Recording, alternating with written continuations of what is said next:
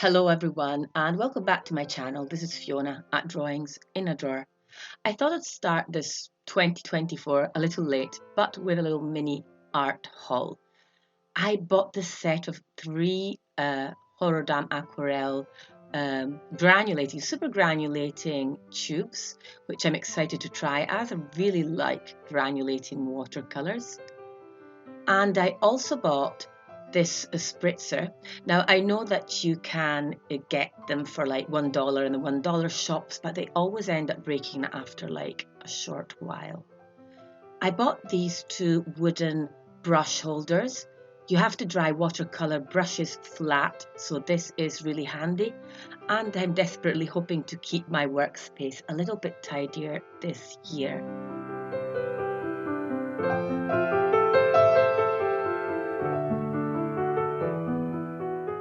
My friend also bought me this watercolor from Japan.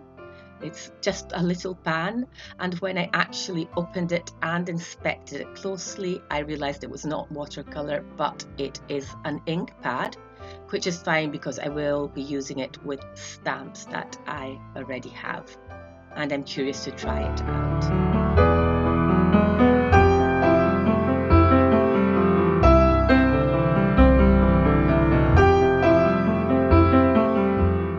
And Treckel brushes are something that I'd been wanting to get for a while. Treckel number 6 round protege is my favorite brush, up there with silver black velvet. They're really expensive to get in Italy and you can't get them here, so I had to ask for a gift for Christmas, and this was a gift from my mother. This is my old Treckel number 6 brush, which has been used for the past few years.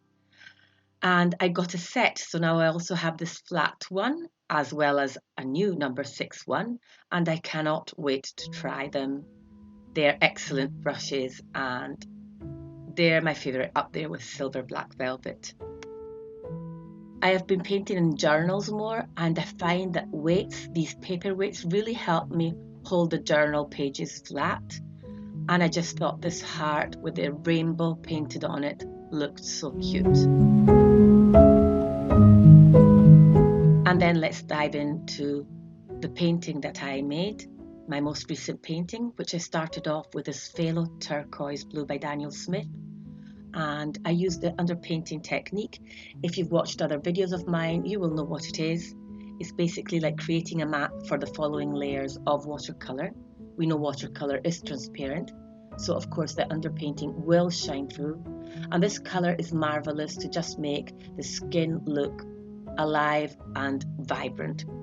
Also, the subject that I painted is different from my usual subject, as I had never painted an elderly person in the past. So I had to deal with a different kind of skin texture. And it was a challenge, but at the same time it helped me realise that I want to start painting different subjects. I had become kind of stuck painting the same beautiful young women, and I'm not saying I'm not going to be painting that again, because of course it's something that I like and I will admit to that, but at the same time I want to show every woman and every face. It is a sad reality that very often elderly people become invisible in society, and also social media, all that we see is youth and perfection. I find it frustrating at times. I want to start including more and more portraits that don't fall under that category. They have so much to express, there's so much meaning to them, so much beauty, and very often they're just more interesting.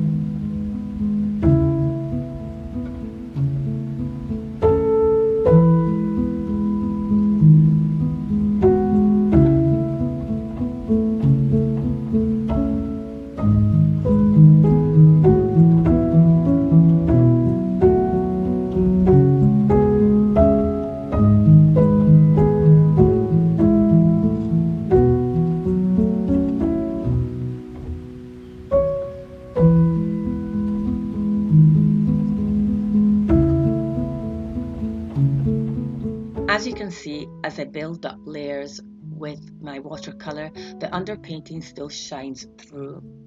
As I said, watercolour is transparent, and using this technique really makes the portrait deeper, more intense, and the skin looks brighter and more alive than if I had not used this and just started with my pinks and reds and raw siennas. So layering skin is fundamental when it comes to creating the portrait. It just looks more realistic, even when we have an expressive approach, which is the approach that I have and that I use basically all the time. I also find that starting with a cool undertone like a blue or a green or a violet works really well when we layer warm colours on top of that cool undertone. Sometimes it can get a little too cool, and as you can see here, I will go in with an earthy yellow like raw sienna, for example, and I will do a little bit of glazing. So glazing is working with a very watery wash of colour, and this really helps you warm up the whole complexion. Now, if you want to take the full-length narrated tutorial for this painting, you can find it on my Patreon, and that is just for €5 or $5 a month, and you have immediate access to this full narrated step-by-step tutorial, as well as all my previous ones, which means dozens and dozens of tutorials. And the link will be in the description box.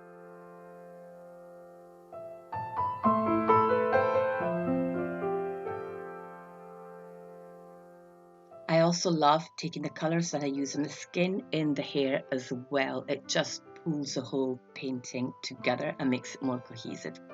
For the flyaway strands, in this case, rather than using white gouache, I used the negative painting technique, which basically means painting around the subject, so in this case strands of hair, rather than painting them in. Have you ever tried this technique? It really works well for a lot of things, and you'd be surprised at how beginner friendly and versatile it is.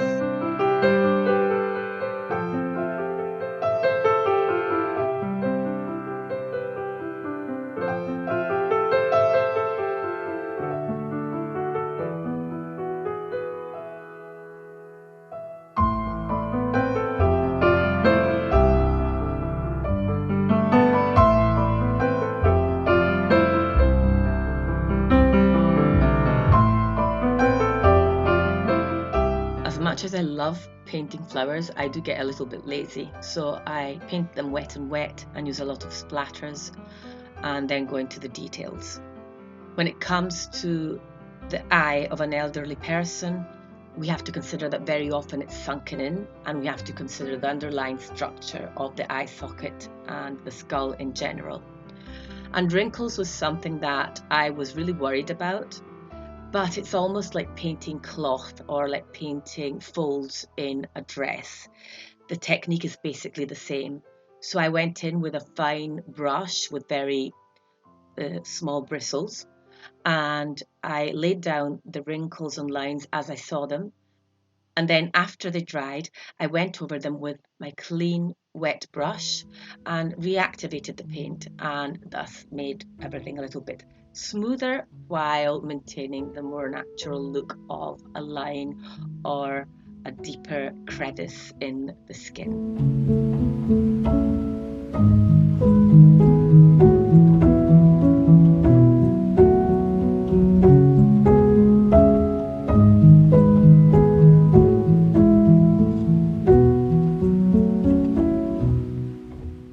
Lifting is a technique that I cannot do without in watercolour, and I can do this by using my clean damp brush or by using kitchen paper. In this case, I folded it into a kind of nub when I want to be more precise and go into a smaller area. These are the only tools we have in watercolour to erase mistakes while the paint is still wet. We can also do some scrubbing with a brush when the paint has dried, but not always will that work.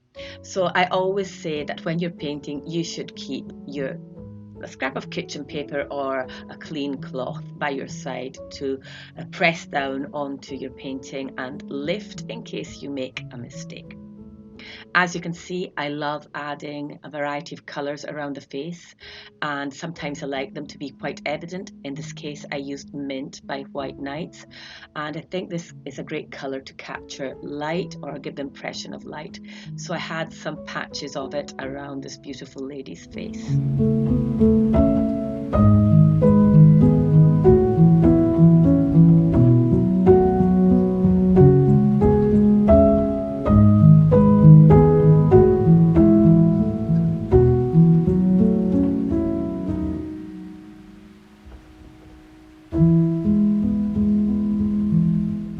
If you yourself want to attempt painting wrinkles, you will find that you will probably have to go in more than once, as your paint will dry lighter.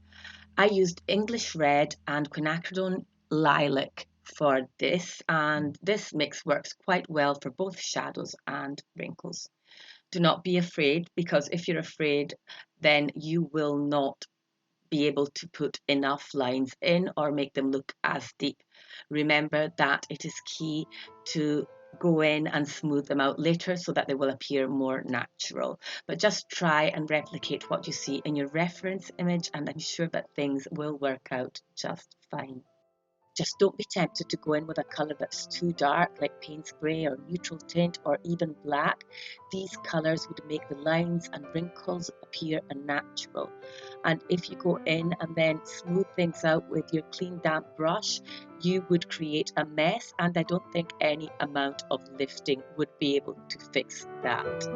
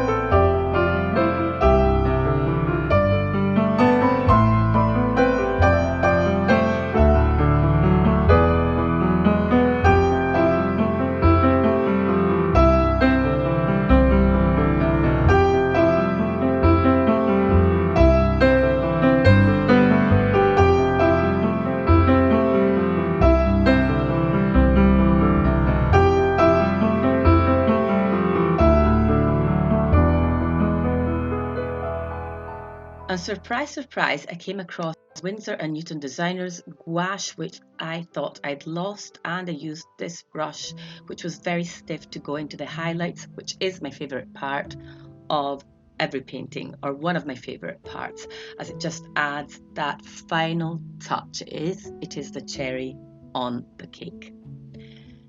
This is my painting and I love it, and thank you all for being here. I will not ask you to like and subscribe because you've been so kind, and even though I've been absent from YouTube for, I don't know, a long time, you kept on subscribing, liking my videos and commenting. Thank you so much. I will promise, and I do promise right now, that I will show up for you every week. If you've watched this video up till now, you're a rock star, and comment rock star in the comments down below. I will see you next week. Bye for now.